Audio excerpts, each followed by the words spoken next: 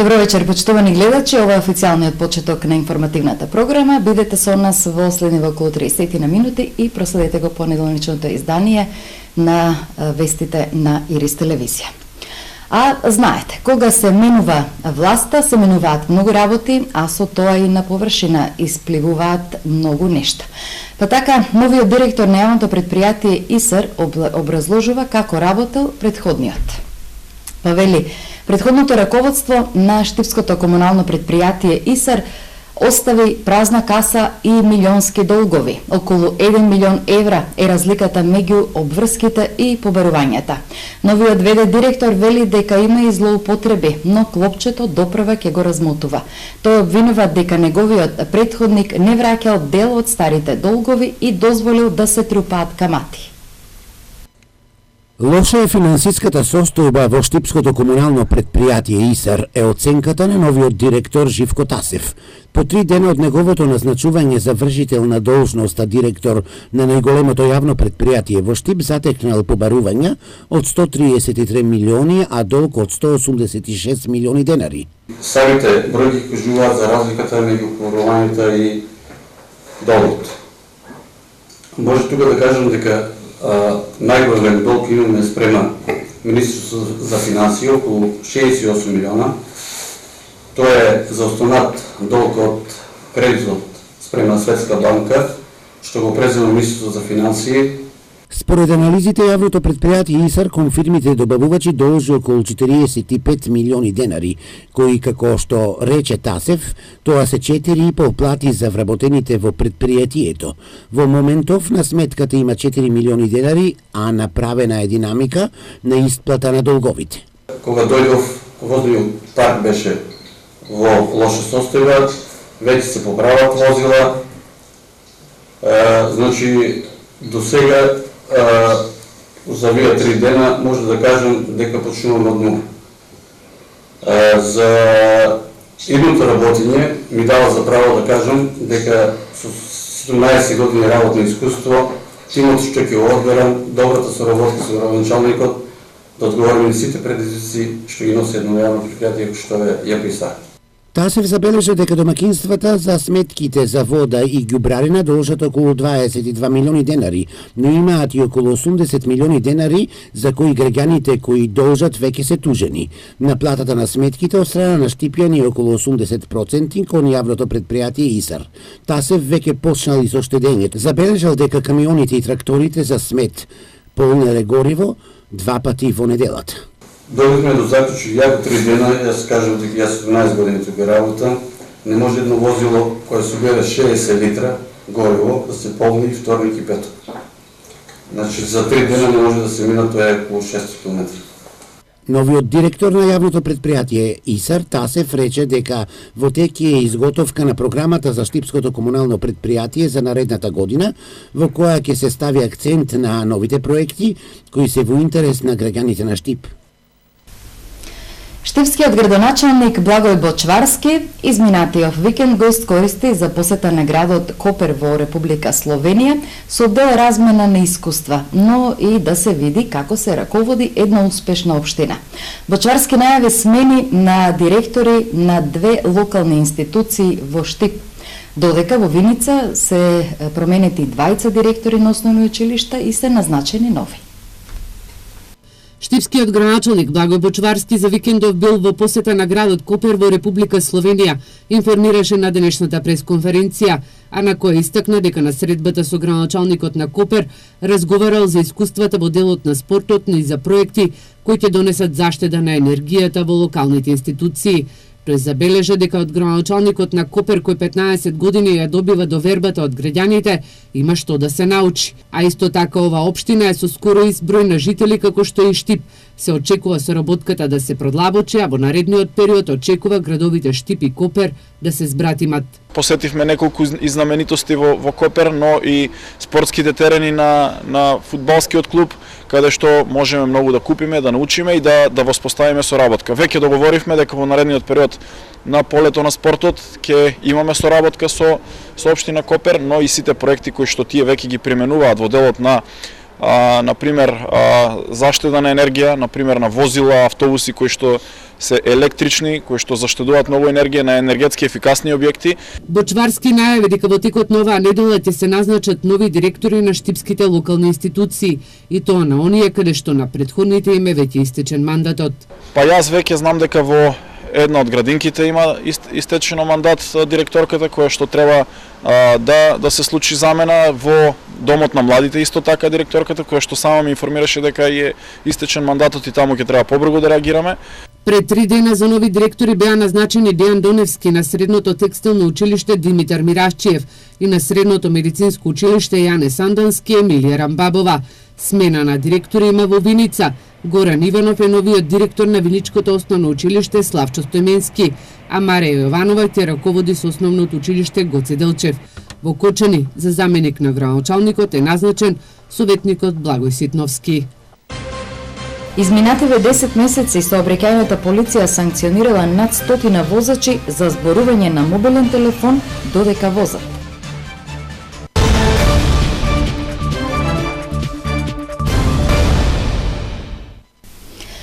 По здравствениот дом во Штип од пред неколку дена и фасадата на Центарот за култура Ацо Шопов во Штип ја краси вистинско уметничко дело. Уметници заедно со граѓаните изработуваат мозаик. Голем дел од мозаикот е веќе готов, остатокот ќе се доработи, но кога ќе се подобрат временските услови.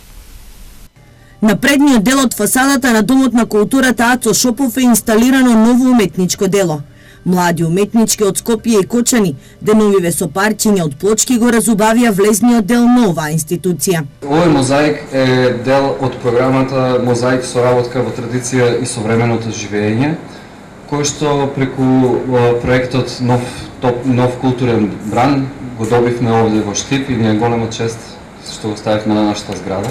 Изработката на мозаикот е дел од проектот на невладината организација Добре дојде Македонија.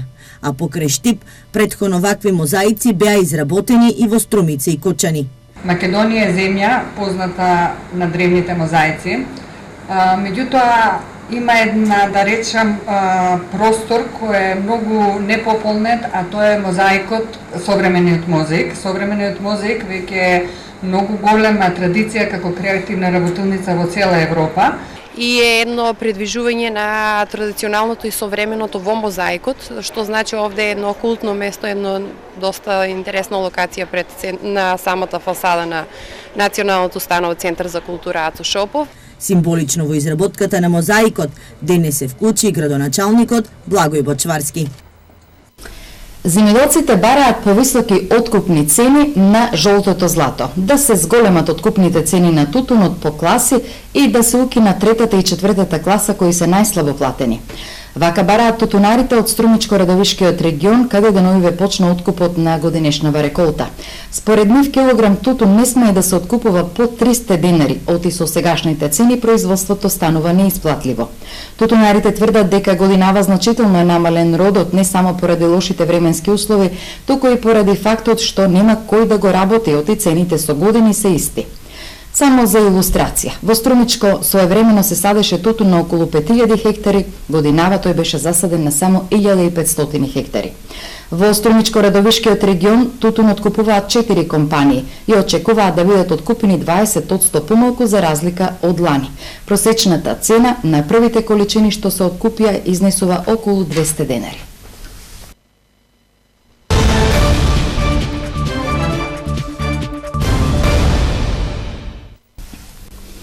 Голем дел од учесниците во сообраќајот ги почитуваат правилата, но останатиот дел не ги почитуваат, па така додека возат си разговараат на мобилен телефон, а тоа е казниво со закон. 108 санкционирани возачи за зборување на мобилен додека возат. За 10 месеци годинава штипската полиција издала исто толку мандатни и платни налози за наплата на казни од 40 евра за овој прекршок. Возат изборуваат на мобилен. 108 мандатни платни налози оваа година на лице место на воzač издале полициски службеници од сообраќајната полиција само на подрачјето на Штипската полициска станица. Овој сообраќајен прекршок е еден од факторите поради кој може да биде загрозена безбедноста во сообраќајот. Затоа, меѓу другото, надлежните порачуваат за време на управување на моторни возила, возачите да се воздржат од користење на мобилните телефони. Секторот за внатрешни работи Штип апелира до сите учесници во сообраќајот за внимателно, дисциплинирано, совесно и одговорно учество во сообраќајот, почитување на пропишаната брзина на движење, исклучиво користење безбедносни појаси, некористење на мобилните телефони во тек на управување со моторно возило. Граѓаните за комбинацијата мобилен волан велат ризично е. Зборувањето го деконцентрира возачот и му го одзема вниманието да ја следи состојбата и поставената сигнализација на патот или на улица, сеедно, а секоја грешка може да има висока цена, сметаат Штипјани. Треба ли да се зборува на мобилен телефон додека се управува возило? Што мислите за овие возачи? Мислам дека не треба да се користат. Смета ќе му посмету саоbraćaj. Ќе возе на внимание. Не треба, дури возат не треба да разговарат. Ризично е вниманието си го одзимаш у разговору, а не гледа кај од. Не би требало да се зборе. По моје дека треба да се припазува редоследа на возењето и се понатака да се прате кој правила се возат, дека треба да оде и тоа. За овој сообраќаен прекршок законот предвидел глоба од 40 евра во денарска противвредност или впишување на 25 негативни поени во возачката книшка.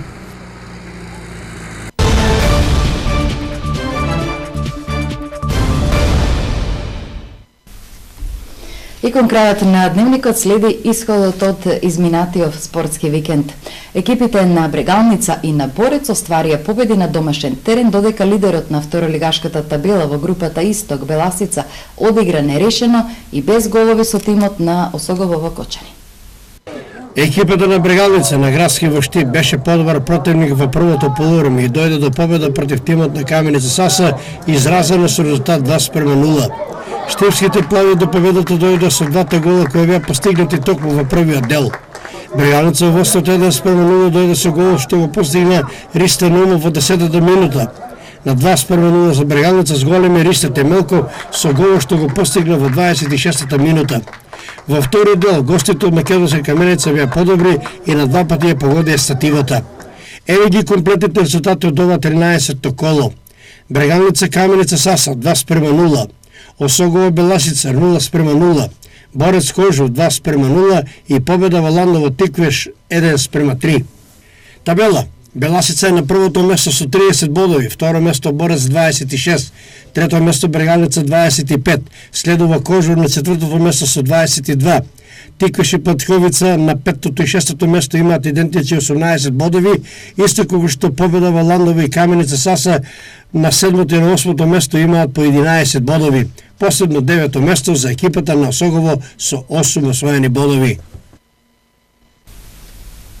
Продолжуваме со одбојка и на крајот повторно фудбал. Во првенствен одбојкарски надпревар во Штип, женската екипа на УГД Студент ја победи екипата на Бамикор со резултат 3:0 во сетови. Машката екипа на УГД Студент загуби во Струмица од истоимената екипа со резултат 3:0 во сетови. А љубителите на фудбалот на градскиот стадион во Штип го видеа триумфалното издание на екипата на третолигашот Китго Пекчево. Во Новосело вреди да се спомене гестот на раководството на играчите и на навивачите на Кежовица, кои собраа хуманитарни средства за малата Валерија Зафирова, како и за играчот на Слога 1934 Филип Гаврилов, кој заработи повреда на ногата на првиот меч во Виница. Љубителите на фудбалот на градскиот стадион во Штип на лице место се уверија во квалитетите на третолигашот Китго Пекчево. Поради реконструкција на теренот во Пекчево, тие како домаќини го одигра првенствениот меч од 12-тото коло со Овчеполе во Штип. Играчите на Китго беа ефикасни со головите на Трендафилов кој постигна 2 и на Симески и Колев кој постигна по 1 гол, победа со 4:0 уште во првиот дел. Во второто полувреме Миле Денковски постигна уште 1 гол, со што го постави конечниот резултат Китго Пекчево Овчеполе 5:0. Во Новосело мечот помеѓу Кежовица и на Слога Илдија со 34 од Виница.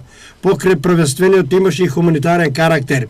Имено, раководството, играчите и навивачите на Кежовица собраа хуманитарни средства кои ќе ги уплатат на сметката за малата Валерија Зафировска. Паралелно со ова се собраа хуманитарни средства и беа предадени на капитенот на Слога за играчот Филип Гаврилов, кој во првиот меч во Виница помеѓу овие две екипи заработи тешка повреда на ногата. Еве ги комплетните резултати од ова 12-то коло. Брегалница Голак, Руда 1947 3:1. Китго Пекчево, Вчепале 5:0. Кежовица, Слуга 1934 3:0 и Зрновка Малеш 1:4. Табела, тимот на Китго Пекчево е на првото место со 34 водови, второ место Малеш 21, трето место Кежовица 18, на четвртото место Брегалница Голак има 17, петтото место Рудари 1947 16, шестото и седмото место го делат Овчеполи и Слуга 1934 со по 15 и на последното осмото место тимот на Зрновка со само 1 освоен бод. Ете овде ја заокружуваме понеделничната информативна програма на Ирис телевизија. Благодарност за вниманието, поздрав од дежурната екипа и секој добро.